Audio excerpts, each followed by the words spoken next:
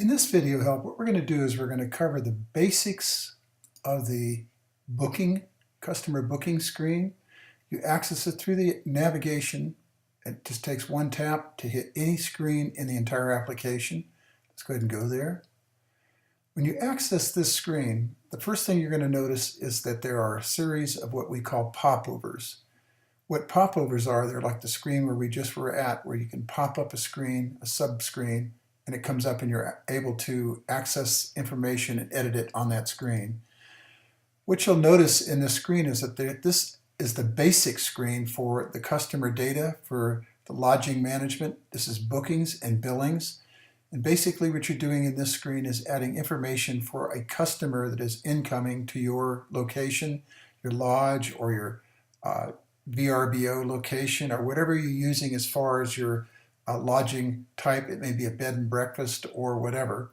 This application can easily take care of multiple types of dwellings and or other kinds of lodging all in one application. The first thing you do when you access this screen is you want to add the information for a new client. For each new client that you add, as you add it, it'll assign a new ID number. And as you can see, I put 8 example ones in here. When you receive this application, they'll all be removed and you'll be adding your own information in all the screens. Basically what this screen does is provide information that is an example so you can see what you should be putting in the fields. So let's take a look at some of that information. It's pretty straightforward. When you create a record in here, what you do is you go to the Do Action menu and you say Add a New Record, and it's going to add a new blank record. All the fields will empty out, and you'll see the next one, which would be number 9, show up over here on this side of the screen, and there will be nothing in this area where I have a name right now.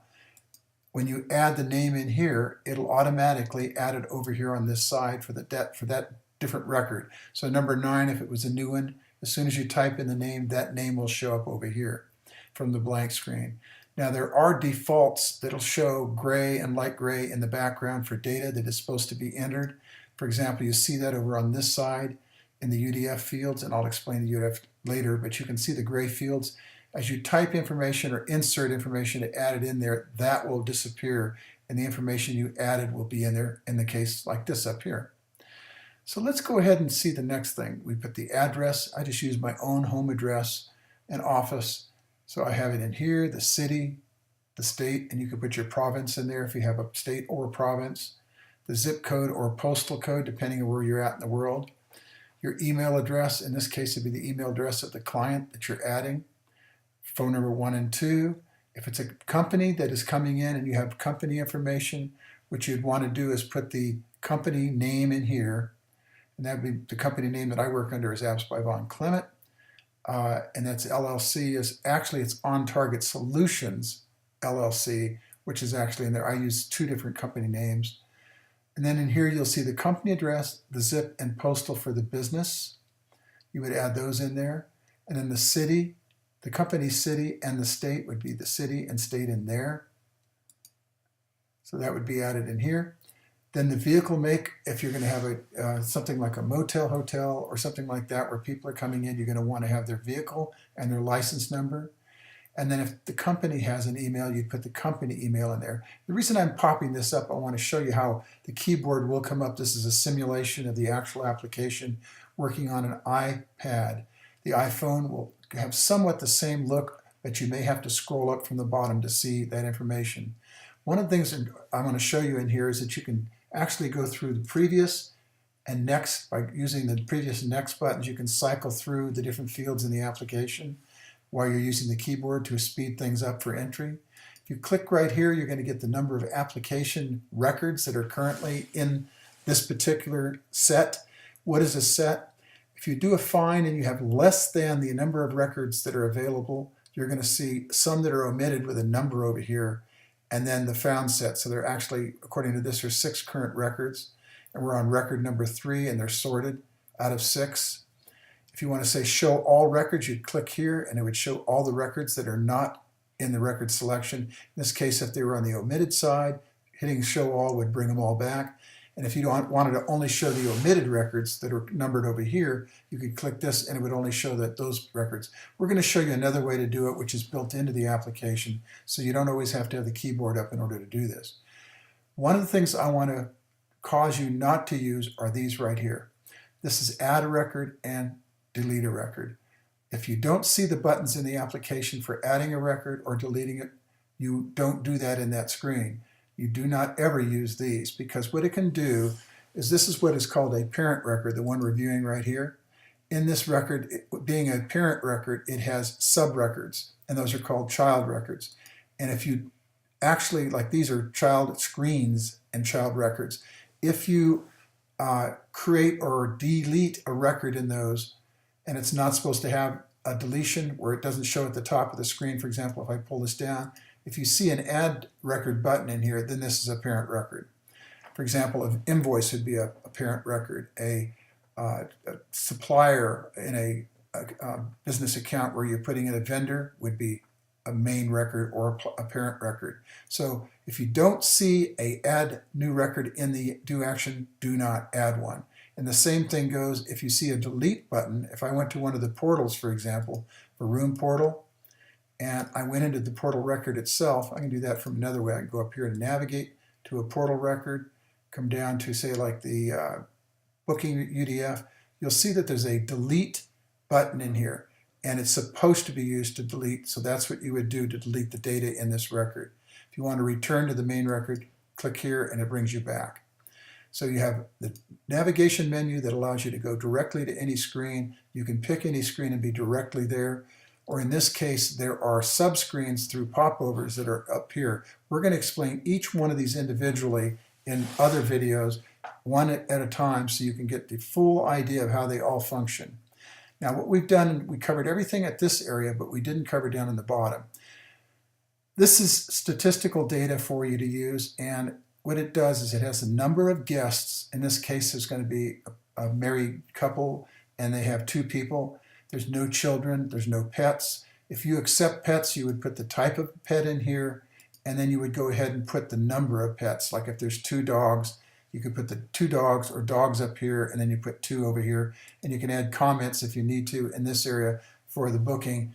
For example, you may want to have a pet cleaning deposit, and how would you do that? We'll talk about that when we're doing room billing, where we're billing things to the room, and there may be a pet deposit that you have to do. Let's cover the items down at the bottom. The actual creation date of this particular screen or record is automatically added by the computer down here. Anytime you add a new record, it'll also put the creation time of when it's added. If you modify the record and change something in here by changing the text, it will put a modification date, so you'll know the last time it was modified and the modified time. If you want to, you can click on the underline area here and create a list of people that may be adding records, so they'd be added to the drop-down menu here, and then you'd have the ability to click on this to add those items in. For example, in this case, the reservation clerk took the booking. If you had people's names you want to put in there, you could put the people's names in there. Now this is considered the back end of the application, because most of the work that you're doing outside of the calendar will be done in the back end of the application. Some of the information that you see up here, like assignment and listing, would also be available in the calendar under the individual edit records, where you're doing an appointment and adding a new appointment or a row in the calendar area. Let's go ahead now and complete this one after we see what a UDF is. A UDF is a user-defined field. What is that?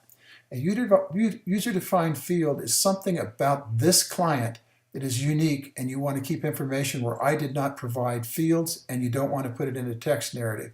For example, maybe the kids maybe one of them is handicapped or something like that, that you need to put a note in there, like Billie Jean is handicapped or whatever. So you could have just about any kind of information in here.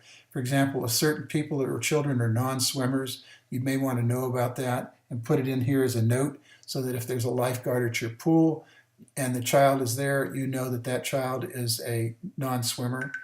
Or if you're doing things, for example, like doing sports rentals or weekend rentals or something like that, you could put certain things about the people and when they're coming in and information. Maybe they require something, you could put it in here. Maybe that they need an ice chest or something like that, and you're going to provide it to them, and you want to make sure that when they get done and they're ready to leave, that that ice chest is still there. You can also do things like room inspections and put other data in there. If they're leaving after, say, a long stay, and you want to make sure that the rooms have no damage or anything to it, you do that and make a note if there is damage. So you have a lot of things in here you can add if you need to. This little thing at the end of the row will take you to the actual portal, the UDF individual portal record. You can also go this way and go over here and go to the UDF portal record. You can either do it by a list view, or you can do it by clicking on this and it'll bring up that particular record. If you go by the list view, for example, you can see all of the UDFs in the list view and pick which one you're looking for. There's only one in here right now, but there could be a series or it could be dozens of them. And one of the things they do include is the booking ID and the name of the person. So it's pretty easy to tell what person is using that particular booking ID. While we're here in this list view, where there's only one record, let's say I want to find a particular person.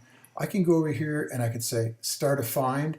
You'll see it'll flip over the record. And what I can do is I can go ahead in any of these fields here and I can enter something. Like I can put the ID number 1 in there and then go ahead and say perform the find. And what it'll do is it'll flip back to that record, and you'll see just for a second it showed you that this is the only record in selection, only one available, but it would show you if there were more, what this record was and how many were omitted. If I went to a single record and there were 200 in there, then there'd be 199 left over. To go see this record and edit it, I click on the folder, I'd be able to edit in here, and then I can go back to the booking screen directly from there. Or I can go directly back through the navigation screen as well to go directly back to the booking screen. Okay, let's go ahead and come back again, and what we'll do is we'll cover one of these at a time, each one of the popovers, and show you the screens that are connected to them so you'll know better how they function.